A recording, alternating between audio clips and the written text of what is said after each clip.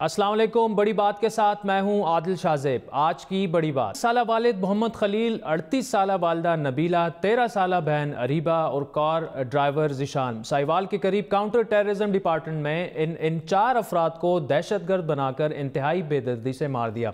और ये सब कुछ हुआ 3 मासूम नन्हे बहन भाइयों की आंखों के सामने। ये वो मंजर कशी है जिसने पूरी कौम को सदमे और गुस्से से भर दिया है। गुज़श्ता हफ्ते साहिवाल में महकमे दहशतगर्दी फोर्स या CTD के मशकूक ऑपरेशन में 4 अफराद की मौत का मामला हुकूमत वक्त और इदारों के लिए चैलेंज बन चुका है। इस वक्त जहां यह वाक़या मकतूल मोहम्मद खलील के ख़ानदान के लिए शदीद गम और दुख लाया, वहीं पंजाब पुलिस इदारों और हुकूमती वज़रा के बदलते बयानात ने इस बदनसीब ख़ानदान के ज़ख्मों पर मज़ीद नमक पाशी की। हफ्ते को वाक़े के बाद पंजाब पुलिस की जानिब से जो पहली तफसील सामने आई, उसके मुताबिक CTD ने हसास इदारों की इत्तला पर ऑपरेशन किया, जिसमें कलदन तंजीम दाइश से मुंसलिक 4 दहशतगर्द हलाक हुए, जिनके कब्जे से असला और धमाका खेज मवाद भी बरामद हुआ। पंजाब पुलिस के इब्तदाई बयान के मुताबिक साहिवाल टूल प्लाजा के करीब CTD की टीम ने कार और मोटरसाइकिल सवार दहशतगर्दों को रोकने की भरपूर कोशिश की, जिस पर दहशतगर्दों ने फायरिंग शुरू कर दी। CTD ने जवाबी फायरिंग की और जब यह सिलसिला रुका तो 4 दहशतगर्द, जिनमें 2 खवातीन भी शामिल थी, वो अपने ही साथियों के फायरिंग से हलाक हुए, जबकि उनके 3 साथी मौके से फरार हुए। यह इब्तदाई बयान था काउंटर टेररिज्म डिपार्टमेंट का। इस बयान के मुताबिक मज़कूरा दहशतगर्द साबिक वज़ीर-ए-आज़म यूसुफ रज़ा गिलानी के बेटे अली हैदर गिलानी के अगवा में मुलव्विस दहशतगर्दों के साथी थे। यह था उस पहले दिन के बयान का मतन जो पंजाब पुलिस ने इस मुबैना पुलिस मुकाबले के फौरी बाद जारी किया था। हम कुछ देर बाद वो मनाजिर और बयानात सामने आए जिसने इस ऑपरेशन की हकीकत से पर्दा उठाया। मोटरवे पर मौजूद गाड़ियों और ऐनी शाहिदीन की जानिब से बनाई गई फुटेज ने पहले तो इस दावे को गलत साबित किया कि मुबैना दहशतगर्दों और CTD टीम के दरमियान फायरिंग का कोई तबादला हुआ। बड़ी क्लियरली ये एस्टैब्लिश हो चुका है कि फायरिंग जो थी वो यकतरफा थी और सिर्फ पुलिस की जानिब से की गई। बड़ी बात ने अली हैदर गिलानी से इस दावे की तस्दीक कराई, जिनके मुताबिक अली हैदर गिलानी के मुताबिक काउंटर टेररिज्म डिपार्टमेंट ने जिन लोगों को बेदर्दी से मारा उनका मेरे इगवा से कोई ताल्लुक नहीं, बल्कि वो तो इनको पहचानते तक नहीं। और फिर ये सबसे बढ़कर वो बयान सामने आया जिसने इस वाक़ये की संगीनी और बर्बरियत को खोलकर सबके सामने रख दिया। डाला उन लोगों में फ्रेंड की पापा ने कहा ले लो, मैं माफ़ कर दो, फायरिंग ना करो, उन्होंने बाहर से ले लो, मैंने फायरिंग की है बस। वो तो फायरिंग करते रहे। फिर बाद में हम बच गए, जो भी मर गए उनको गाड़ी में डाल दिया, हमें उठा के वो पहले पता नहीं कहाँ ले गए, फिर वापस आके पेट्रोल पंप पे आ गए ना, हमें छोड़ के चले गए। फिर वो सारे आदमी आके मैं देख के एक आदमी ना आदमी कहता मैं आपको घर छोड़ने लगा, उन्हें भी बाइक पे बढ़ाया तो पीछे से ये उठा के फिर ले आए। मासूम का बयान जिसने अपने वालिदैन खो दिए, जहां इसकी ये बातें CTD के दावे को मुस्तरद करती हैं, वहीं CTD की या पंजाब पुलिस की बदहवासी को भी बेनकाब करता है, जिसके मुताबिक वो जख्मों से चूर इन बच्चों को पहले एक पेट्रोल पंप पर ले गए, वहां छोड़ गए, फिर वापस आकर करीबी अस्पताल पहुंचाने पर मजबूर हुए जब सोशल मीडिया पे ये सारी चीज़ें आई। ये हक़ाइक़ सामने आने के बाद हुकूमत और इदारे गफलत से जागे भी और शायद उन्हें गलती का एहसास भी हुआ। वज़ीर-ए-आज़म इमरान खान ने अपनी पहली ट्वीट में यह कहा कि वो ताहाल सदमे में हैं कि किस तरह इन बच्चों के सामने उनके वालिदैन को बेदर्दी से मारा गया। इन बच्चों की किफ़ालत अब रियासत करेगी। CTD ने दहशतगर्दी के खात्मे के लिए यकीनन अच्छा काम भी किया है, लेकिन सबको कानून के सामने जवाबदेह होना होगा। JIT रिपोर्ट आते ही फौरी एक्शन लिया जाएगा, जिसके बाद वज़रा की वो बयानबाजी सामने आई जिसमें इस बदनसीब खानदान पर से दहशतगर्दी का धब्बा तो हटा दिया गया, लेकिन कार ड्राइवर जिशान की जानिब से इस खानदान को बतौर ढाल इस्तेमाल करने का एक नया शोशा छोड़ा गया जो ताहाल कायम है।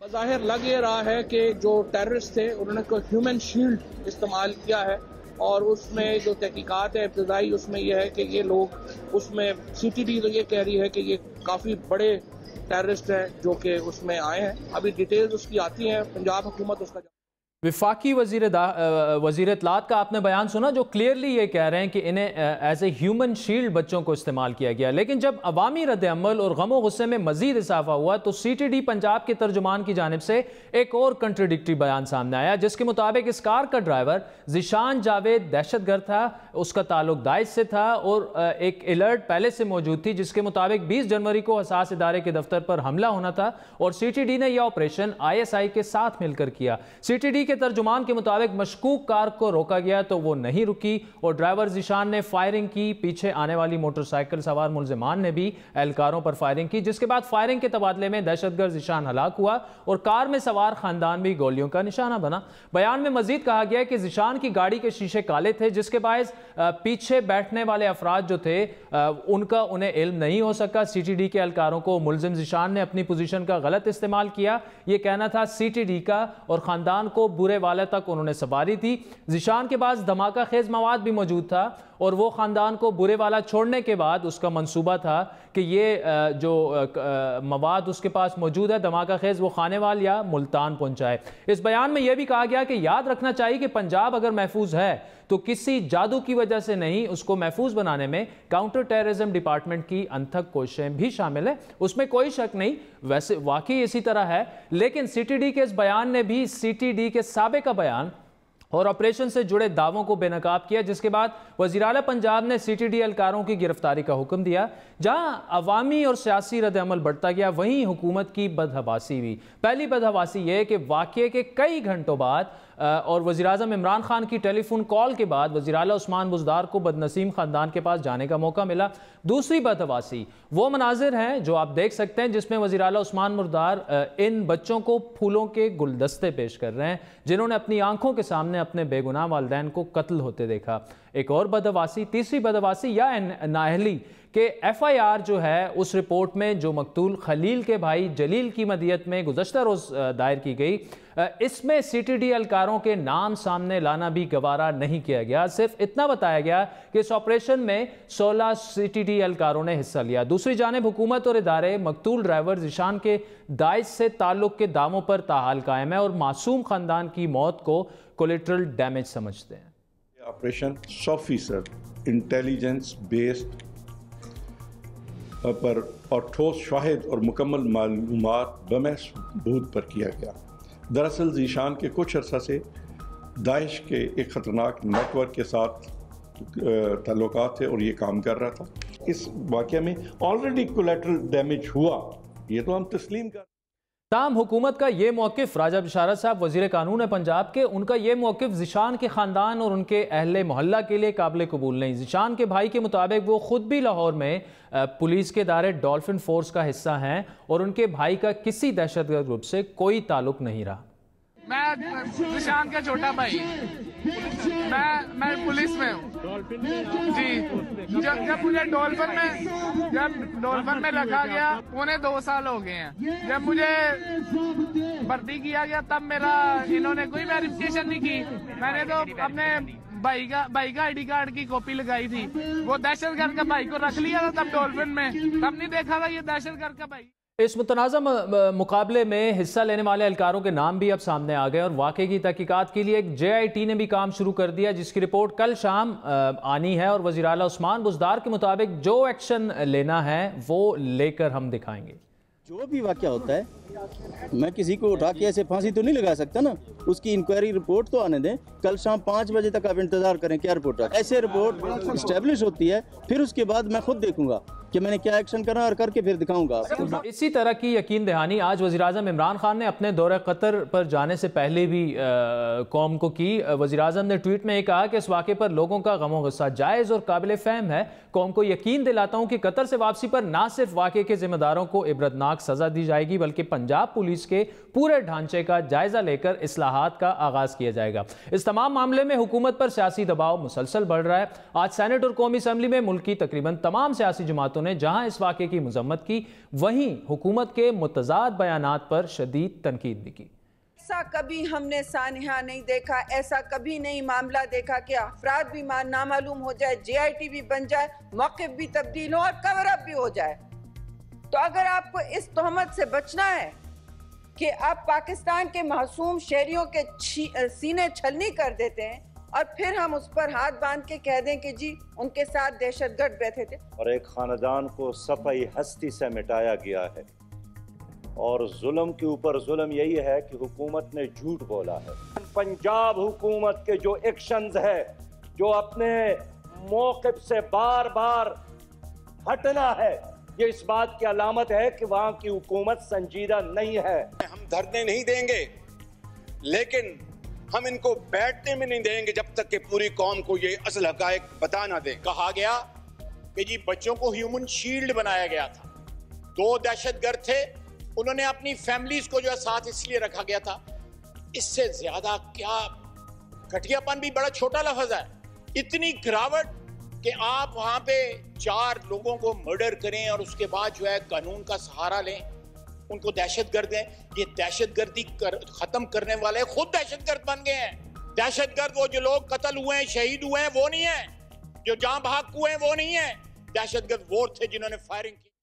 सियासी बयानबाजी से हटकर इस वाक़े ने कानून नाफिज करने वाले इदारों बिलखुसूस पंजाब पुलिस और CTD की काबिलियत और किरदार पर सवालिया निशान खड़े कर दिए और हुकूमत पर एक बार फिर कड़ी तनकीद की जा रही है कि गुज़श्ता कई वाक़यात की तरह इस वाक़े को भी मिस हैंडल और मिस मैनेज किया गया। दर्जन भर वज़रा के मुतनाज़ा बयानात की ज़रूरत क्यों पेश आई, ये सारे सवालात वज़ीर-ए-आज़म के तर्जुमान नदीम अफजल चंद के सामने रखेंगे। मुस्लिम लीग नून के सीनियर रहनुमा साबिक़ वज़ीर दिफ़ा खुर्रम दस्तगीर भी हमारे साथ मौजूद होंगे। लेकिन पहले बात करेंगे, चलते हैं लाहौर। मकतूल ज़ीशान के भाई एहतिशाम हमारे साथ मौजूद हैं। एहतिशाम, बड़ा अफसोसनाक वाक़या, आपकी पूरी फैमिली इस वक्त कर्ब से गुजर रही है। हम सब आपके गम में बराबर के शरीक हैं, लेकिन आप खुद भी डॉल्फिन फोर्स का हिस्सा हैं। अफसोस की बात यह कि आपके भाई को दहशतगर्द के तौर पर पेश किया गया।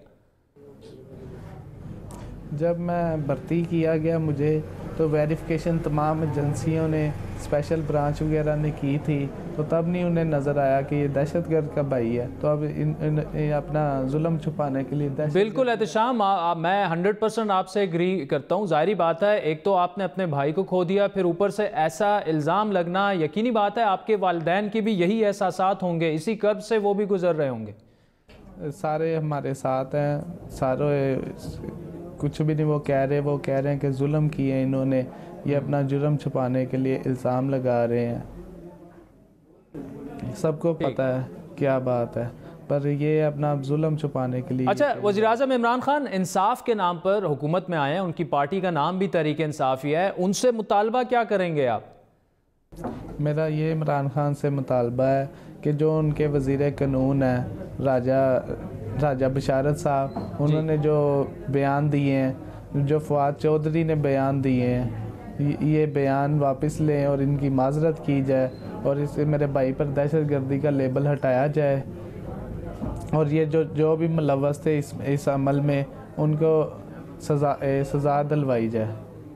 जो ये ऑपरेशन करने गए थे, क्या उन्हें कौन सी ट्रेनिंग ने सिखाया है कि जाके फायर करने नहाते लोगों पर? कौन सी ट्रेनिंग ने? ट्रेनिंग में तो ये बताते रहे हैं कि जितनी फोर्स का इस्तेमाल हो उतनी करनी है। तो ये किधर नहाते लोगों पर फायर का बताया गया है? ये SOP किस चीज़ की है जिसमें लिखा है कि खाली हाथ बंदे के ऊपर फायर करने हैं? उन्होंने तो अभी सीट बेल्ट नहीं थी उतारी कार से, कह रहे थे हम पे फायर किया। कौन सा पिस्टल वगैरह निकला है बाइक से, गाड़ी से? कोई गोली ऐसी खोल वगैरह निकला हो जहाँ अंदर से फायर हुआ हो, या कोई शीशे पे 3 फायर सामने से हुए हैं जो बाहर से मारे गए हैं, और वो 7 बच्चे थे छोटे छोटे, उन्होंने देखा और अंधाधुंध फायरिंग कर दी है और अपनी ये जालमाना हरकत को ये छुपाने के लिए दहशतगर्दी का इल्ज़ाम। अच्छा एहतिशाम, आप अपने भाई ज़ीशान के बारे में बताएं। बड़ा इल्ज़ाम उन पर लगाया गया, लेकिन आप बतौर भाई उनका बर्ताव आपके साथ कैसे था, आपके बाकी घर वालों के साथ कैसे था, नॉर्मली कैसे शख्स थे वो? वो सीधा साधा बंदा था, कभी किसी के साथ उसने लड़ाई झगड़ा नहीं किया। मैं किसी के साथ कभी लड़ाई झगड़ा कर लूँ तो वो मुझे रोकता था कि ये क्या कर, वो मेरे से लड़ पड़ता था। उसने कभी किसी के साथ ऊंची आवाज़ में बात नहीं की थी, कभी पूरे इलाके में किसी के साथ लड़ाई झगड़ा नहीं किया उसका। आज तक पूरे पाकिस्तान में किसी भी पुलिस स्टेशन में FIR दूर की बात है, दरख्वास्त भी नहीं है किसी किस्म की। और वो 5 वक्त का नमाजी था, ठीक, और सीधा साधा सा था और इधर मोहल्ले में से बाहर नहीं था जाता, इधर घर से निकलता था नमाज के लिए। अपनी बेटी उसकी छोटी 7 साल की है, वो ये दहशतगर्द कौन सा है जो इधर 25 साल से हम इधर रह रहे हैं, तब नहीं इन्हें नज़र आया ये दहशतगर्द है।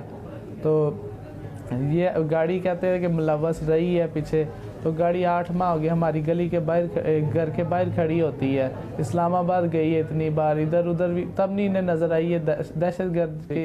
अच्छा एहतिशाम, अब तो JIT बन गई है, कल वो रिपोर्ट पेश कर रही है, वज़ीर आज़म ने भी बता दिया कि किसी को नहीं बख्शा जाएगा जो भी इस वाक़े में मुलव्वस हो। क्या आप मुतमईन हैं इन तमाम इक़दामात से? अब मेरा भाई वापस तो नहीं आ सकता, मगर ये इल्ज़ाम तो हट सकते हैं ना। मेरा भाई वापस नहीं आ सकता किसी भी तरीके से, उन्हें सज़ा तो मिल जाएगी, पर मैंने अपना भाई खोया है।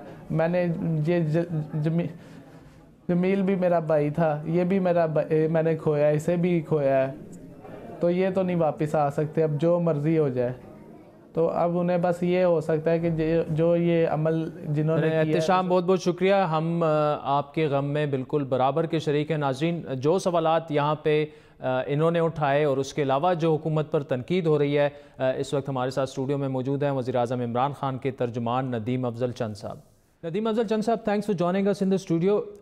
एक तरफ पंजाब गवर्नमेंट ने JIT बनाई, दूसरी जानिब 3-4 वज़ीर आज़म के तर्जुमान और वफाकी काबीना के वज़रा 6-7 मुख्तलिफ वर्जन सामने आए, गैर वाज़े सब कुछ हो गया। तनकीद ये हो रही है कि जब वाज़े तौर पर नज़र आ रहा था कि जी CTD का बयान तब्दील हो रहा है, JIT अभी बनी है, उसकी फाइंडिंग आनी है, तो फिर वफाकी वज़रा, सूबाई वज़रा वो मुख्तलिफ मौक़िफ़ क्यों दोहराते रहे? देखिए जी, मेरे ख्याल में प्राइम मिनिस्टर का तर्जुमान तो मैं भी हूँ, चलो एक बहुत सारे और भी होंगे। मैं तो वो लाइन लूँगा जो प्राइम मिनिस्टर की है, और जो बिल्कुल ही एक सोसाइटी जो लाइन ले रही है इस वक्त, जो हकीकत है उस पर लाइन लेनी चाहिए। और प्राइम मिनिस्टर साहब ने बड़ी ठीक लाइन ली है, बड़ी क्लियर लाइन है कि अकाउंटेबिलिटी भी होगी। इसमें हम बिल्कुल, जो तनकीद हो रही है वो काबिल फ़हम है, और देखना चाहिए कि ऐसे वाक़यात से एक अपॉर्चुनिटी भी खुलती है कि ऐसे वाक़यात से हमें कुछ सीखना भी चाहिए। हमें सीखना चाहिए कि हमारी सिक्योरिटी के क्या लैप्सेस हैं, हमारे इंटेलिजेंस के क्या लैप्सेस हैं, हमारे ग्राउंड रियलिटी, हमारी सोसाइटी में ये वायलेंस क्यों इतना आ गया, हम हर एक को दहशतगर्द क्यों समझे जा रहे हैं, हर बंदा दहशतगर्द क्यों बनता जा रहा है, खा जेली है या असली है।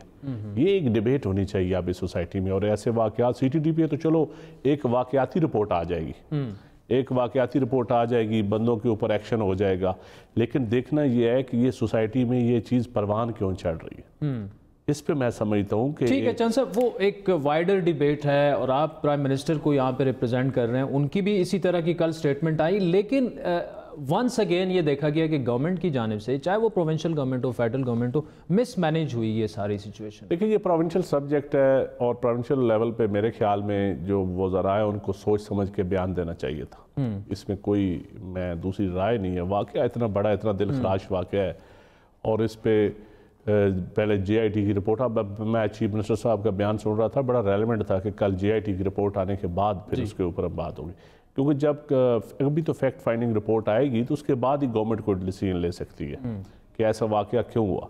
लेकिन मैं समझता हूँ इस पर तो बिल्कुल कोई हमें ना सियासत करनी चाहिए ऐसे वाक़यात पे, और ना ऐसा लूज बाल कोई देना चाहिए जो सोसाइटी में गुस्से को और ज़्यादा, या जो गमज़दा ख़ानदान है हम उसके ऊपर, उनके ऊपर, और उसको उनके लाशों के ऊपर हम मतलब बजाय मरहम रखने के हम उस पर नमक छिड़कते रहें, ऐसा नहीं होना चाहिए। ठीक, उस्मान बुज़दार साहब ने तो चले चंद साहब आज बयान दे दिया, और दूसरा आपने ख़ुद भी ये कहा कि सूबाई वज़रा को, स्पेशली जो रिस्पॉन्सिबल लॉ मिनिस्टर ने, राजा बशारत साहब ने कल प्रेस कॉन्फ्रेंस की, उन्होंने कहा जी कि ये कोलेक्ट्रल डैमेज इनको उन्होंने कहा, तो वो आपकी बात, जो विक्टिम्स हैं, जो फैमिली है, उनके बारे में भी सोचना चाहिए। मैं राजा साहब की बात को सेकंड नहीं करता। ठीक, मैं सेकंड नहीं करता। ठीक, वज़ीर आला पंजाब पर भी काफ़ी तनकीद हुई कि जी वो फूलों का गुलदस्ता लेके उनको नहीं जाना चाहिए था। ये एक छोटी सी चीज़ है, लेकिन वो चूँकि वज़ीर आला हैं, पंजाब को रिप्रेजेंट करते हैं, और फिर अगर वो बच्चों के पास जा रहे हैं, हर तरफ आजकल कैमरे हैं, फ़ोन हैं,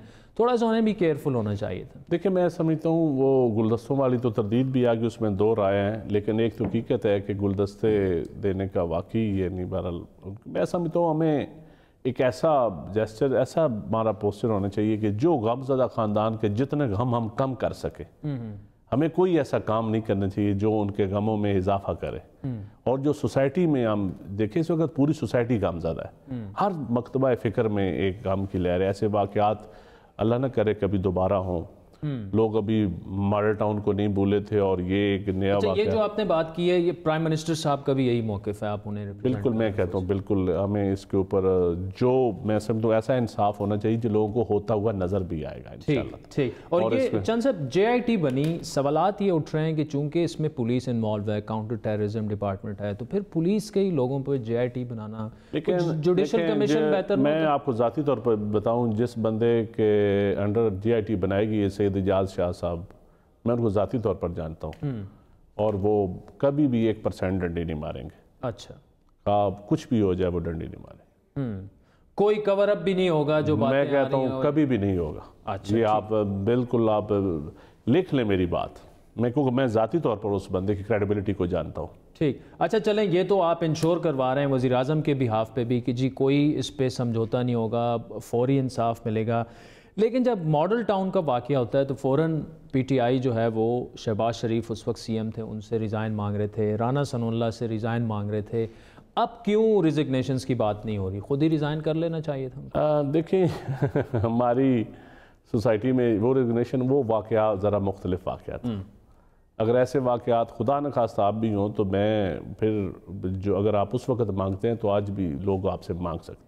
लेकिन इसको मॉडल टाउन के सारे वाक़या से वहाँ से जोड़ना, वहाँ किसके हुक्म पर वो ऑपरेशन हुआ, क्योंकि वो पुलिस खुद ऑपरेशन नहीं करना चाहती, तजावज़ात का ऑपरेशन था, पुलिस को किसी सिविल एडमिनिस्ट्रेशन ने हुक्म दिया, ठीक, फिर उसके ऊपर हुआ। फिर पुलिस वाले तो ये भी कहते हैं, बहुत सारे सीनियर अफसर्स को मैं जानता हूँ जो कहते हैं कि हमने तो गोली नहीं चलाई, चंद सिपाहियों ने चलाई, किसी ने हुक्म नहीं दिया गोली चलाओ, फिर फायर सीधी। वो उस वाक़या का और इस वाक़या का ज़रा, ये तो एक अचानक वाक़या हो गया ना जी। इस एक सड़क पर कैमरे की आंख ने एक कैच भी कर लिया और सारा कुछ, उस वाक़यात से इन वाक़यात को आप नहीं मिला सकते। ठीक नहीं, उनका जो कंडक्ट था वो एक पॉलिटिकल पर्सनैलिटी के खिलाफ एक एक्शन था, तैर कादिर साहब के खिलाफ, एक उनकी तजावज़ात हटाने के खिलाफ एक इशू था, प्लान्ड इशू था।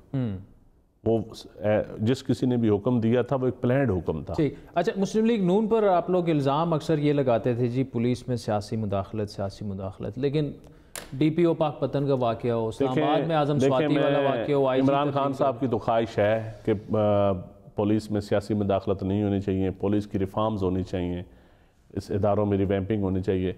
लेकिन हकीकत है कि हम 100% उस पर रिफॉर्म्स अभी नहीं हो रही हैं अभी मुकम्मल। जिस तरह की खान साहब का विजन है उस विजन के मुताबिक पुलिस की वर्किंग नहीं है। सब वजह क्या है? क्या ये पंजाब का जो सियासी कल्चर है वो वजह? क्योंकि अगर खैबर पख्तूनख्वा में हो जाती है, देखें हकीकत है, कोलिशन गवर्नमेंट्स है, वहाँ कोलिशन पार्टनर्स को भी खुश रखना पड़ता है। मतलब छोटे ये बात फिर छोटे शायद काफ लीग नहीं चाह रही। मैं किसी का नाम नहीं ले रहा, मैं देखें पॉलिटिकल लोगों को भी खुश रखना पड़ता है, लेकिन एक विजन है जो PTI का विजन है, जो खान साहब का विजन है, अब उस प्रायोरिटी वो है। अब कुछ जगह पे चंद ज़िला में कंप्रोमाइज़ है, चंद जगह पे है, चंद एक थोड़े पोर्शन में है। लेकिन आप ये कह लें कि जिस तरह अगर साबका दौर से इसका कंपैरिजन करें तो उस तरह ना DPOs लग रहे हैं किसी MPs MNA के कहने पर, ठीक, और ना उस तरह SHO लग रहे हैं, और ना ऐसी पोस्टिंग ट्रांसफ़र उस तरह की हो रही हैं कि लिस्ट आए MPs की या MNAs की और DPOs अपॉइंट कर दी। अब ये पुलिस को भी चाहिए कि साबका दौर को कंपैरिजन करते हुए थोड़ी सी कारकर्दगी तो पुलिस को भी दिखानी पड़ेगी। अब खान साहब ने तो ये भी कंप्रोमाइज़ किया कि उस दौर के पुलिस ऑफिसर जो शहबाज शरीफ के दौर के बड़े ब्लू आइड थे, उनको भी पोस्टिंग्स दी, उनको भी लगाया, दोबारा मौका दिया। ये लोग ना कहेंगे ये पॉलिटिकल विक्टिमाइजेशन पे आ गए, लेकिन इसके बावजूद अगर वो लोग डिलीवर नहीं करेंगे तो फिर एक्शन तो होगा। तो पंजाब पुलिस परफॉर्म नहीं कर पा रहे आपके ख्याल में? मेरे ख्याल में मैं तो सेटिस्फाइड नहीं हूँ। ठीक। अच्छा, काफ और खान साहब ने भी बड़े क्लियर कैटेगरिकली कई दफ़ा कह चुके हैं कि वो उस 100% रिजल्ट नहीं है उनका, जिस तरह उनका विजन है उस विजन के मुताबिक रिजल्ट नहीं है।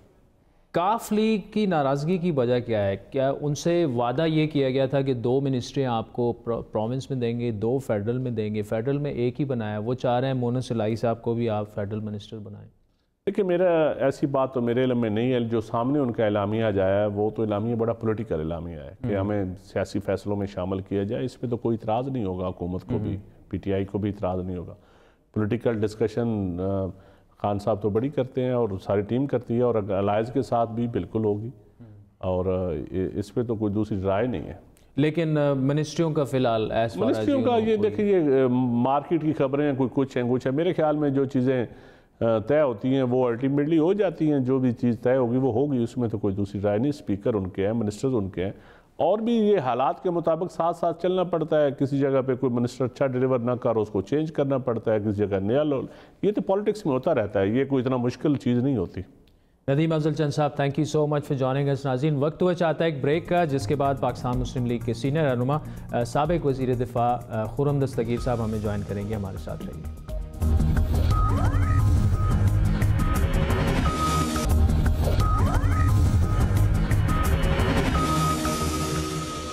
वेलकम बैक नाज़रीन। ब्रेक से पहले बात हो रही थी नदीम अफजल चंद से, वज़ीर आज़म के तर्जुमान हैं। साहिवाल में जो अफसोसनाक हादसा हुआ, इस वक्त हमारे साथ मौजूद हैं पाकिस्तान मुस्लिम लीग के सीनियर रहनुमा साबिक वज़ीर दिफा खुर्रम दस्तगीर साहब। खुर्रम साहब, thanks so much for joining us. बड़ा एक तकलीफ़ दे वाक़या, हर कोई इस वक्त शदीद गम में है, लेकिन इस तरह के वाक़यात पहले भी होते रहते हैं, तो इसमें पॉलिटिकल पॉइंट स्कोरिंग आज काफ़ी अपोजिशन की जानिब से भी काफ़ी तनकीद की गई, लेकिन where do you think the government went wrong? जी, गवर्नमेंट 2-3 जगहों पे उनकी एक बड़ी मुजरमाना नाअहली हुई है साबित। पहली बात यह है कि ये जिन लोगों ने भी ये कत्ल किए हैं वो नामालूम अफराद कहीं से भी नहीं है, वो सरकारी अहलकार हैं। तो जो FIR दी गई उसमें नामालूम अफराद लिख दिया। तो ये पहला हमें एक सेंस आई कि ये इस जुर्म को छुपाने की कोशिश हो रही, कवर अप करने की कोशिश हो रही है। अगर तो वो सरकारी अहलकार थे तो फिर वो तो नामालूम अफराद नहीं है ना जी। उनकी तो रैंक, यूनिट, हमें सब कुछ मालूम होना चाहिए। दूसरा जो था, उनको इस बात का एतराफ़ करना चाहिए था कि ये लोग किसी भी तरह आइडेंटिफाइबल नहीं थे बतौर सरकारी मुलाजिम। ये सिविलियन कपड़ों में थे। आम तौर पे दुनिया में ये रिवाज है कि जब ए नुसरत ऑपरेशन शुरू किया जाता है तो ये कुछ लोग जैकेटें पहनते हैं, आइडेंटिफाइंग जैकेट्स, ठीक है। यहाँ ये हुआ कि जिसको कत्ल किया जा रहा था, ये अब उसके जो बेटे ने ये बात बताई है, बड़ी इंदोनाक बात है कि उसने कहा कि मुझसे पैसे ले लो। तो सरकारी एहलकारों को तो कोई कत्ल से पहले पैसे नहीं ऑफर करता ना। तो उन्होंने समझा शायद कोई नॉर्मल क्रिमिनल्स हैं। तो दूसरा ये भी एक बहुत बड़ा जो है वो इशू था। तीसरा ये है कि जो वज़ीर कानून पंजाब ने पाकिस्तान की एक हसास तरीन एजेंसी को इसके अंदर घसीटा और कहा कि जी ये तो हमारा जॉइंट ऑपरेशन था और इसका ताल्लुक जो था फैसलाबाद में किसी उस एजेंसी के एहलकार का कत्ल हुआ, तो उसका नतीजा था। तो ये 2-3 बहुत बड़े बड़े सवाल हुकूमत ने खुद खड़े कर दिए, जिससे ये नज़र आया कि इनकी नीयत जो है इस मामले की एक बेलाग जो तफ्तीश होनी चाहिए उसकी नहीं है, और वो जो है इसको करना चाहते हैं। दूसरा, आपके नाजरीन को मालूम है कि जो कॉन्डक्ट था उन लोगों का वो ये था कि ओरिजिनली तो उन्होंने किसी भी किस्म की जिम्मेदारी नहीं ली, और वो जो 3 बच्चे जिनकी वो तस्वीर देखी नहीं जाती, वो पेट्रोल पंप पर बैठे हुए, उनको छोड़कर वो फरार हो गए। ये सरकारी एहलकारों का तरीक़ेकार नहीं है। ये तो, और आखिरी बात ये कहूँगा कि जहाँ हुकूमत की गलती थी कि ये अब चौथी दफ़ा हुआ है कि जब भी कोई ऐसा वाक़या हुआ, वज़ीर आज़म जो कि वज़ीर दाखिला भी हैं, उन्होंने कहा जी कि मैं बाहर से वापस आकर बताऊंगा। मौलाना समीउल हक का जब कत्ल हुआ तब सऊदी अरब तशरीफ़ ले गए। जब ताहिर दावर का मर्डर हुआ, अगवा हुआ और मर्डर हुआ, इस्लामाबाद से चीन तशरीफ़ ले गए। जब रज़ा आबदी का कराची में मर्डर हुआ तो तुर्की तशरीफ़ ले गए, और अब कतर तशरीफ़ ले गए हैं। जब ये जो है 4 पाकिस्तानी इनको सरेआम जो है इस किस्म के मामलात में एक बड़ा सफ़ाकाना तरीके से कत्ल किया गया। एक ये भी हमने, चूँकि हम उसका हिस्सा रहे हैं, अगर इंटेलिजेंस ऑपरेशंस आम तौर पर अवाम की नज़रों से दूर होकर किए जाते हैं, ये उनका एक स्टैंडर्ड ऑपरेटिंग प्रोसीजर। अच्छा, इन लोगों का बाहर आना और इस तरीके से उसको जो है वो बगैर उस जो भयानक लफ्ज़ है कोलैटरल डैमेज, देखिए कोलैटरल डैमेज अंग्रेजी में तो बहुत अच्छा लगता है, लेकिन यहाँ उसका मतलब सफ़ाकाना कत्ल है। अच्छा खुर्रम साहब, देखें, ये तो नदीम अफजल चंद साहब वज़ीर आज़म के तर्जुमान हैं, उन्होंने भी ये कहा कि जी ठीक है, हमसे मिस हैंडल हो गया होगा, मिस मैनेज हो गया होगा, और वो एक्सेप्ट भी कर रहे हैं। लेकिन अब चूंकि JIT बन गई है, उसकी कल रिपोर्ट आनी है, और वज़ीर आज़म साहब ये कह रहे हैं कि जी वो किसी को नहीं छोड़ेंगे, किसी को नहीं बख्शेंगे। So should that not be enough for people to be certain कि जी गवर्नमेंट जो है वो कंट्रोल हाथों में है और इंसाफ की फराहमी वो मुमकिन बनाएंगे? अगर हुकूमत जो है वो मौलाना समीउल हक और ताहिर दावर और रज़ा आबदी के कातलों तक पहुंच चुकी होती तो हम ज़रूर यकीन कर लेते, लेकिन ये 3 इतने हाई प्रोफाइल मर्डर्स हुए हैं अभी इन हालिया महीनों में जब से हुकूमत ने चार्ज संभाला है, इन तीनों पर सिफर पेशरफ्त है। और कोई ये बात मैंने कुछ दिन पहले कौमी असम्बली में भी की थी कि ताहिर दावड़ के कत्ल और उसका जो अगवा था, जिसमें फेडरल कैपिटल से वज़ीर दाखिला उसके ज़िम्मेदार हैं, वज़ीर आज़म जो हैं, वहाँ से अगवा करके 2 सूबे जहाँ PTI की हुकूमत है, पंजाब और KP, उनमें से गुजार कर अफ़गानिस्तान ले जाया गया और वहाँ उनका कत्ल किया गया। कोई इन्फॉर्मेशन नहीं, कोई पेशरफ्त हमें नहीं बताएगी कि ये कौन लोग थे, ये क्यों इन्होंने ताहिर दावड़ को क्यों गिरफ्तार और कत्ल किया। इसी तरह मौलाना समीउल्लाह का कत्ल भी जो है वो कहीं हवा में चला गया। रज़ा अली आब्दी के कातिल जो हैं हमें कुछ मालूम नहीं। तो हुकूमत का रिकॉर्ड जो है वो दुरुस्त नहीं है इस मामले में कि वो ना सिर्फ कातिलों को पकड़े बल्कि हकाइक कौम के सामने लाए। ठीक है, लेकिन इसी तरह मॉडल टाउन साने भी हुआ, उसमें 14 लोग मारे गए थे, बिल्कुल बेगुनाह वो मारे गए थे, और उस पर मुस्लिम लीग नून पर काफ़ी ठीक ठाक, शहबाज शरीफ साहब पर भी, राना सनाउल्लाह साहब पर भी, बल्कि PTI ने तो उनसे मुस्ताफ़ी होने का भी मुतालबा किया था। तो ये वाक़यात तो हर दौरे हुकूमत में होते रहते हैं। देखिए ना जी, मॉडल टाउन को ये हुकूमत इस वक्त इस्तेमाल कर रही है बतौर एक छत्तर छाया जिसके ज़रिए ये साहिवाल के वाक़े के ऊपर जो उनके ऊपर दुरुस्त तनकीद हो रही है उससे बच के। देखिए जी, मॉडल टाउन भी तो हुआ था। अब मॉडल टाउन में जो जुडिशल प्रोसेसेस हैं वो 3 दफ़ा हो चुके हैं। GIT बन के, जिसमें उस वक्त तारिक कादिर साहब ने पार्टिसिपेट करने से इनकार कर दिया। उसके बाद हाई कोर्ट का कमीशन बैठा, जुडिशल कमीशन जो है वो नजफी साहब की रिपोर्ट थी वो आई। उसके बाद एक और प्रोसेस हुआ, अब एक चौथा प्रोसेस हो रहा है, ठीक है। और अभी तक जो है वो नहीं कोई कह पाया कि जो है इसमें क्या किसी भी तरह शहबाज शरीफ साहब या राना सनाउल्लाह साहब इन्वॉल्व थे। इमरान खान साहब ने बारहा ये मुतालबा किया कि जी शहबाज शरीफ को रिज़ाइन करना चाहिए, राना सनाउल्लाह को उन्होंने कहा जेल में होना चाहिए। उस लिहाज से तो फिर इनके वज़रा को भी जेल में होना चाहिए और इनको भी रिज़ाइन करना चाहिए अगर वही स्टैंडर्ड हमने अप्लाई करना है। अगर तो इंतज़ार नहीं करना इस GIT प्रोसेस का और कह देना कि जी सब लोग जो हैं वो इस्तीफ़ा दे दें या उनको जेल में डाल दिया जाए, ये कोई तरीका नहीं है। और ये इसी किस्म के वाक़यात जो हैं, ये जो ओवर रिएक्शन है, यहाँ मैं ये भी कहूँगा कि मॉडल टाउन के वाक़े में रिकॉर्ड का हिस्सा है कि मज़ाहमत हुई थी, क्रॉस फायरिंग हुई थी, अटैक हुए थे। यहाँ तो किसी किस्म का साहिवाल का मामले में ऐसा नहीं हुआ। बड़ी अपोजिशन जमात की हैसियत से मुतालबा क्या है आपका?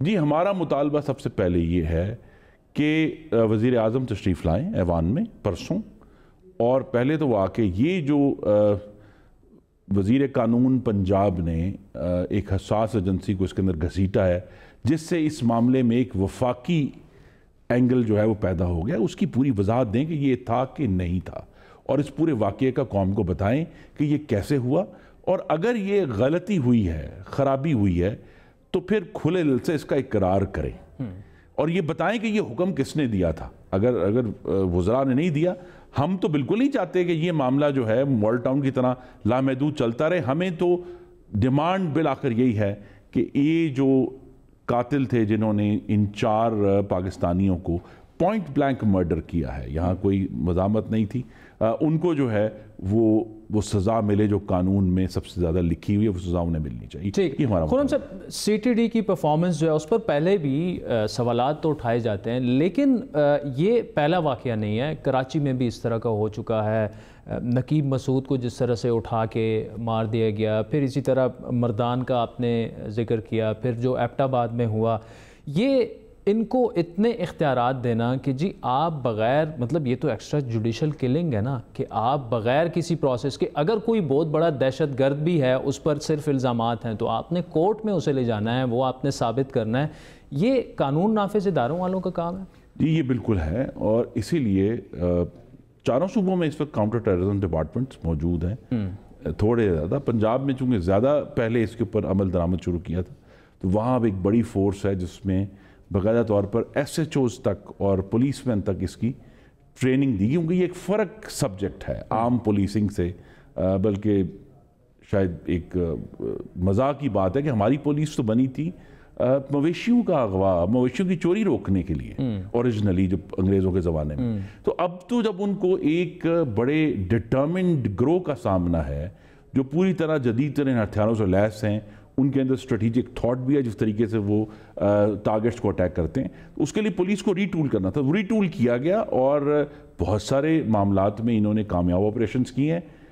अगर इन दो नाक वाक़े से कोई इंतज़ामी बेहतरी निकल सकती है वो ये है कि वफाक में भी और सूबों में भी बाकायदा तौर पर, पूरी दुनिया में ये फॉलो होता है, एक ओवरसाइट कमेटीज़ बनाई जाती हैं पार्लियामान में, हुकूमत के अंदर भी और पार्लियामान में भी। हुकूमत के अंदर जो है वो लोग ये फैसला करते हैं कि क्या इस किस्म का कोई ऐसा टेररिस्ट है जिसके ऊपर जो है वो दूसरे कवानीन का इतलाक़ किया जाए, नॉर्मल का ना किया जाए।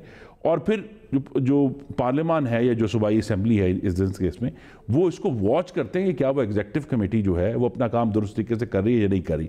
अदरवाइज इसको कानून में दायरे में लाए बगैर 21वीं सदी के पाकिस्तान में अब जो है किसी भी तरह एक्स्ट्रा जुडिशल किलिंग्स की गुंजाइश नहीं। इंजीनियर खुर्रम दस्तगीर साहब, thank you so much for joining us. नाज़रीन, वक्त हुआ चाहता है एक ब्रेक का, जिसके बाद आपसे दोबारा मुलाकात होगी।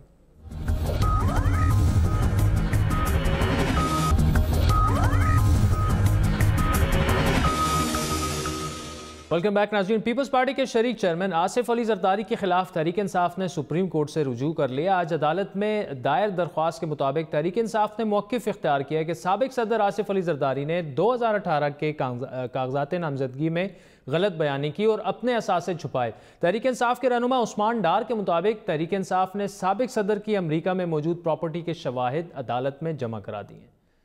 हमने 3 चीज़ें सुप्रीम कोर्ट में जमा कराई हैं। एक, उनका न्यूयॉर्क अपर ईस्ट मैनहट्टन में अपार्टमेंट है, महंगा तरीन एरिया है न्यूयॉर्क का, तकरीबन $5,30,000 की उसकी मालियत है। उसके अलावा इनकी पार्किंग लॉट्स सामने आई हैं। 2 बुलेट प्रूफ गाड़ियां थी जो इन्होंने डिक्लेयर नहीं की, और लगभग कोई 25 करोड़ रुपए के इनके असासे हैं जो इन्होंने इलेक्शन कमीशन ऑफ पाकिस्तान में डिक्लेयर नहीं किए थे। न्यूयॉर्क का अपार्टमेंट हो, पार्किंग स्पेस हो या 2 बुलेट प्रूफ गाड़ियों से मुतालिक जो तहरीक इंसाफ के रहनुमाओं की जानिब से दावा यह किया जा रहा है कि साबिक सदर ने बैरून मुल्क इन जायदादों पर प्रॉपर्टी टैक्स भी अदा किया, जिसकी तफसीलात के तौर पर दरख्वास्त के साथ बाकायदा तौर पर अमरीका से तस्दीक शुदा कागजात भी जमा कराए गए हैं। अहम बात यह है कि तहरीक इंसाफ ने पहले इलेक्शन कमीशन में एक दरख्वास्त दायर की थी जिसमें साबिक सदर के खिलाफ अमरीका के शहर न्यूयॉर्क में अपार्टमेंट का जिक्र किया गया था, लेकिन बाद में इलेक्शन कमीशन से दरख्वास्त वापस ली गई और यह दावा किया गया कि तहरीक इंसाफ को नए शवाहिद मिल चुके हैं। आज दायर की गई दरख्वास्त के मुताबिक अमरीका में मौजूद अपार्टमेंट और 2 बुलेट प्रूफ गाड़ियों के बारे में जाली अकाउंट्स स्कैंडल पर जो JIT रिपोर्ट बनाई गई थी उसका हवाला दिया गया है, जबकि यह दावा भी किया गया कि आसिफ अली जरदारी ने 2015 में पार्किंग स्पेस भी खरीदी जो अब भी उनके नाम पर है। दरख्वास्त में दावा किया गया कि आसिफ अली जरदारी ने JIT के सवालात के तसल्ली बख्श जवाब फराहम नहीं किए, जिससे यह साबित होता है कि आसिफ अली जरदारी ही इन असासों के मालिक हैं और उन्होंने गलत बयानी से काम लिया, जिसके बाद बायस वो आर्टिकल 62-63 के तहत सादिक और अमीन नहीं रहे। इसीलिए अदालत उन्हें कौमी असम्बली और पार्टी ओहदा रखने से ताहयात नाअहल करार दे। ये पिटीशन थी पाकिस्तान तहरीक इंसाफ की। लेकिन सवाल ये है कि क्या ये नई मालूमात तहरीक इंसाफ को JIT से रिपोर्ट से मिली और क्या इस बुनियाद पर सुप्रीम कोर्ट केस का फैसला सुनाएगी, जबकि पहले ही अदालत नैब को अपनी तहकीकात मुकम्मल करने के लिए 2 माह का वक्त दे चुकी है। बात करेंगे तहरीक इंसाफ के रहनुमा और पीपल्स पार्टी के शरीक चेयरमैन आसिफ अली जरदारी के खिलाफ सुप्रीम कोर्ट में दरख्वास्त गुजार खुर्रम शेर जमान हमारे साथ मौजूद हैं। खुर्रम साहब, PTI की जानिब से पहले ये कहा गया कि जरदारी साहब के खिलाफ नए सबूत आपको हासिल हुए हैं, इसीलिए आपने इलेक्शन कमीशन में जमा कराई गई अपनी पिटीशन वापस ले ली थी।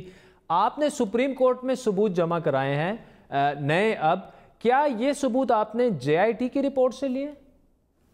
जी हाँ, बिल्कुल। आप देखें कि ये JIT के अंदर ये 2 चीज़ें थी जो रिवील हुई थी, जिसमें एक अपार्टमेंट थी जो कि जाहिर है कि एक टॉक शो के अंदर पहले रिवील हुए थे, उसके बाद वो JIT के अंदर भी आए थे, और उसके साथ साथ आपने देखा होगा कि JIT के अंदर कुछ 2 SUVs का भी जिक्र था, वो हमने उसके अंदर ऐड किया। लेकिन एक चीज़ और एडिशनल ऐड हुई है जिसके अंदर, जो कि एक पार्किंग लॉट है जो कि उसी अपार्टमेंट के जो है उसी अपार्टमेंट के लिए मार्क था वो पार्किंग लॉट, वो भी हमने उसके अंदर ऐड किया है।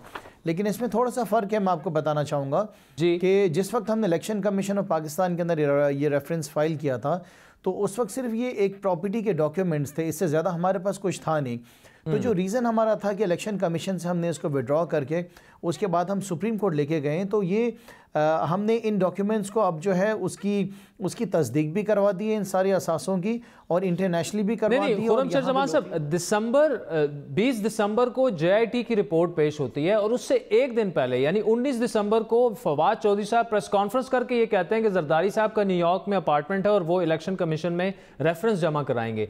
फिर ओपोजिशन का ये जो इल्ज़ाम लगा कि जी PTI को पहले से इन सारी चीज़ों का कैसे पता था, उन्होंने यहाँ तक कहा कि जी शहजाद अकबर साहब FIA से भी मिले हैं। तो फवाद चौधरी साहब को अपार्टमेंट का 19 का पता लगा और JIT आ रही है 20 को। बकौल आपके JIT रिपोर्ट से ही आपको ये सारी इंफॉर्मेशन मिली है, तो एक दिन पहले JIT की रिपोर्ट आपके पास कैसे आ गई थी?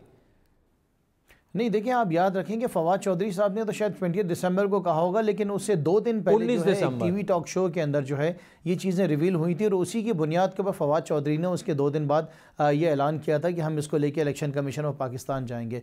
तो फवाद चौधरी साहब से पहले भी ये चीज़ें बाहर आ चुकी थी, मतलब JIT की बाहर नहीं आई थी, जो अपार्टमेंट था वो खुर्रम साहब देखें, आपकी बात दुरुस्त होगी, सामने आ गई थी, लेकिन फवाद चौधरी साहब वफाकी वजीर इत्तलात हैं। TV टॉक शो में तो रोज़ाना हज़ारों चीज़ें सामने आती हैं, क्या उसकी बुनियाद पर वो कैसे एक JIT रिपोर्ट के आने से एक दिन पहले वो कह रहे हैं, दावा कर रहे हैं कि उनके पास सबूत हैं, वो रेफरेंस दायर कर रहे हैं। वो तो यहां तक कह रहे थे कि आपके पास मुकम्मल सबूत आ गए। आपका नाम लेके उन्होंने ये कहा कि खुर्रम शेर जमान साहब जो हैं वो वहां पे रेफरेंस दायर कर रहे हैं इलेक्शन कमीशन में।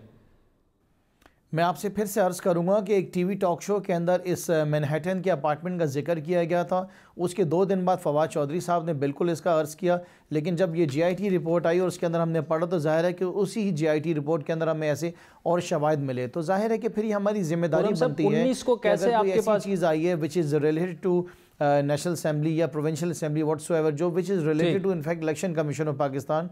क्योंकि बेसिकली देखें कि फॉर्म भी कहता क्या है, फॉर्म भी ये कहता है कि जब आप जिस वक्त आप अपना फॉर्म फिल करते हैं इलेक्शन के लिए, तो उसमें आपको अपने सारे असासे डिक्लेयर करने होते हैं। वो कौन से असासे होते हैं? 2018 के नहीं, 2017 जून के अंदर जो आपने अपने इनकम टैक्स में जो फाइल किए हैं अपने रिटर्न्स और उसमें जो अपने असासे दिखाए हैं वही आपको शो करने होते हैं। तो अगर उसको आप देखें तो जरदारी साहब ने अपने ये सारे असासे जो हैं वो डिक्लेयर नहीं किए हुए, जो कि करोड़ों के अंदर। देखिए, एक तो ये है खुर्रम साहब के मामला अब कोर्ट में है, मैं और आप ये फैसला नहीं कर सकते, कोर्ट ने फैसला करना है कि जरदारी साहब ने जुर्म किया या नहीं। आपको एक शॉर्ट दिखाते हैं, उसके बाद आपसे एक सवाल है मेरा।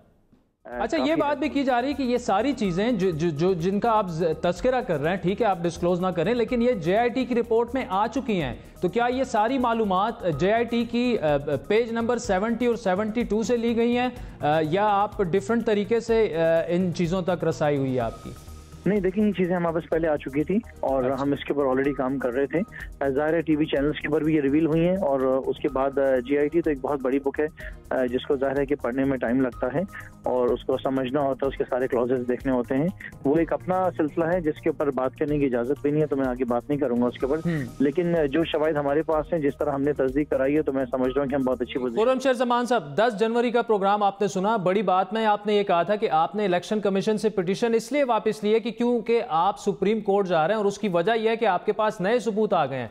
मैंने सवाल आपसे यह किया कि क्या ये सबूत वो वाले हैं जो JIT में ऑलरेडी पब्लिश हो गए हैं, तो आपका जवाब ये था, जो हमने चलाया भी, कि नहीं जी हमने अपने जराए से आपको काफ़ी सारी चीज़ें मिली और उसकी बुनियाद पर आप जा रहे हैं सुप्रीम कोर्ट में। अब आपने जो पिटीशन दायर की है उसमें पैरा नंबर 9 और 10 जो पॉइंट्स हैं, आप उसमें JIT का जिक्र कर रहे हैं कि जी JIT में ये चीज़ें आई हैं। बिल्कुल, देखिए मैं आपसे बताऊं कि जिस वक्त ये इलेक्शन कमीशन ऑफ पाकिस्तान के अंदर मैंने ये रेफरेंस फाइल किया था, तो उसके अंदर आपको याद हो कि जो डॉक्यूमेंट्स मैंने वहाँ पे दिए थे वो डॉक्यूमेंट्स सिर्फ और सिर्फ प्रॉपर्टी के थे, लेकिन उसके बाद ये SUVs भी सामने आ गए और उसके साथ साथ ये इसी अपार्टमेंट का एक पार्किंग लॉट है जिसकी उसकी भी जो है कीमत बहुत ज़्यादा है, बहुत एक हाई प्राइस है उसकी भी, तो वो भी उसके बाद वो सामने आ गया। जब इन सब चीज़ों को मिलाया और जिस तरीके से इनकी तस्दीक हो गई, तो वी फेल्ट के जो बड़ा फोरम है, जो सुप्रीम फोरम है विच इज़ सुप्रीम कोर्ट, वहाँ पे जाके हम इस केस को लड़ें, क्योंकि डेफिनेटली सुप्रीम कोर्ट से जो फैसला आना है वो जाहिर है कि आप उसको ये कह सकते हैं कि। अच्छा खुर्रम शेर जमान साहब, मैं थोड़ा सा फिर अपने सवाल को रिपीट कर लेता हूँ। आपने सुप्रीम कोर्ट में जो पिटीशन जमा कराई उसके पॉइंट नंबर 9 और 10 की बात करते हैं, न्यूयॉर्क अपार्टमेंट हो या 2 लग्जरी गाड़ियाँ हो, आपने हवाला JIT रिपोर्ट का ही दिया है। इसका मतलब ये सारी चीज़ें आपके पास JIT रिपोर्ट रिपोर्ट से ही आई हैं जो एक दिन पहले फवाद चौधरी साहब प्रेस कॉन्फ्रेंस करके कह रहे हैं JIT 20 को आ रही है, वो 19 को प्रेस कॉन्फ्रेंस कर रहे हैं। बिल्कुल, मैंने आपसे फरमाया कि JIT से दोनों चीज़ें आई हैं, अगर इसके अंदर कुछ एडिशन हुई है तो सिर्फ पार्किंग लॉट की एडिशन हुई है। इसमें अगर JIT की चीज़ें हैं तो JIT पहले ही सुप्रीम कोर्ट ने नैब के पास भिजवा दिया है, 2 महीने का टाइम उनको दिया है। तो अगर पहले ही चीज़ें इन्वेस्टिगेट हो रही हैं, नैब तहकीकात कर रही हैं, फिर अलग से पिटीशन दायर करने का क्या? नहीं सर, फ़र्क है ना इसमें, सर इसमें फ़र्क है। देखिए JIT क्या कर रही है, JIT तो बेसिकली जो फेक बैंक अकाउंट्स हैं उसके ऊपर काम कर रही है। JIT का काम ये देखना नहीं है कि इसमें से कोई शख्स जिसका नाम यहाँ पे लिखा और उसे अपने असासे डिक्लेयर नहीं किए तो उस पर क्या करना है। JIT का जो काम है, JIT तो अपना काम करेगी, फेक बैंक अकाउंट्स पे काम कर रही है। JIT का इससे तो कोई ताल्लुक नहीं है। ये तो देखें बेसिकली हर पाकिस्तानी की जिम्मेदारी है कि अगर कोई ऐसे शवाहिद मिलें तो उन शवाहिद को लेके आगे जाना चाहिए। मैंने तो अपनी जिम्मेदारी पूरी की है। तो JIT का तो जो काम है, JIT अपना काम कर रही है। अच्छा खुर्रम शेर जमान साहब, जाते जाते आंसर एक दफ़ा फिर अगर आप दे सकें। 20 दिसंबर को JIT रिपोर्ट आई, 19 दिसंबर को फवाद चौधरी साहब ने प्रेस कॉन्फ्रेंस की कि जी आप ये कह रहे हैं वो एक टॉक शो पर बेस्ड थी, तो उनके पास ये सबूत कहाँ से आए थे? JIT रिपोर्ट से अगर सबूत आए, JIT रिपोर्ट 20 को आ रही है, 19 को पाकिस्तान तहरीक इंसाफ के रहनुमा कैसे प्रेस कॉन्फ्रेंस कर सकते हैं कि उनके खिलाफ जो है जरदारी साहब के खिलाफ आपके पास सबूत हैं? इसका मतलब वो पहले से आपके पास थे और फिर पिटीशन अब आप जब जमा करा रहे हैं सुप्रीम कोर्ट में, आप ये कह रहे हैं कि जी JIT में ये सारी चीज़ें छपी हुई हैं। आपसे मैं फिर अर्ज़ करूंगा कि जो फवाद चौधरी साहब की प्रेस कॉन्फ्रेंस थी, वो प्रेस कॉन्फ्रेंस एक दिन पहले TV टॉक शो के ऊपर वो सारे डॉक्यूमेंट्स आए थे जिसके बेसिस के ऊपर उन्होंने बात की थी। हाँ, अगर फवाद चौधरी साहब का कोई और सोर्स हो जिसके थ्रू। चलें ठीक है, खुर्रम शेर जमान हमारे साथ मौजूद है, पाकिस्तान तहरीक इंसाफ के रहनुमा है। नाज़रीन, आज के प्रोग्राम पर आपके फीडबैक के मुंतज़िर रहेंगे। हमारा ट्विटर हैंडल है @बड़ी बात। मुझे मेरी टीम समेत इजाज़त दीजिए। खुदा हाफ़िज़।